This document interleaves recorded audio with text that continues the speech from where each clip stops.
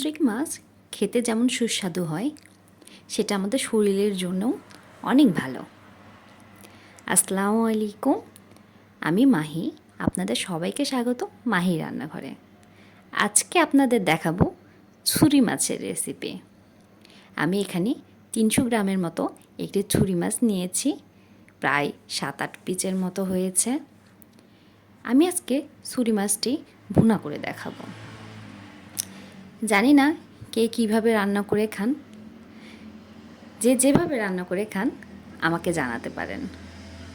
আমি এখানে গরম তেলে পেঁয়াজ কুচি দিয়ে দিচ্ছি 1 চামচ আদা রসুন বাটা, হাফ চামচ হলুদের গুঁড়া, 1 চামচ মরিচের গুঁড়া, 1 চামচ দিয়ে দিচ্ছি ধনিয়া গুঁড়া, স্বাদ মতো লবণ দিয়ে আমি একটু কষাবো।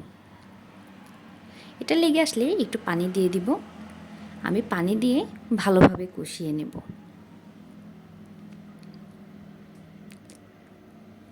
এটা কষাতে কষাতে উপরের যখন তেল উঠে আসবে তখন এতে টমেটো দিয়ে দিব। টমেটোটা দিয়ে দিলে এর স্বাদ বেড়ে যায়। এখন আমরা কিছুক্ষণ নাড়াচাড়া করার পরে মাছটা দিয়ে দিচ্ছি। মাছটা আমি হলুদ আর লবণ মাখিয়ে রেখেছিলাম। এখন মাছটা দিয়ে ভালোভাবে নেড়েচেড়ে ঢাকনা দিয়ে ঢেকে দেব। মাছটা যখন প্যানের গায়ে একটু লাগা লাগা হয়ে যাবে তখন এটা ভালোভাবে নেড়েচেড়ে দিয়ে আমি 1 মগ পানি দিয়ে দিব। পানিটা দিয়ে একটু নাড়াচাড়া করে এটা আবার আমি ঢেকে দিব।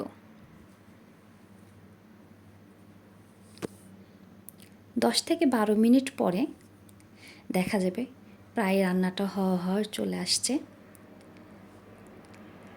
আমরা এখন এটা সার্ভ করে দেখিয়ে দিচ্ছি।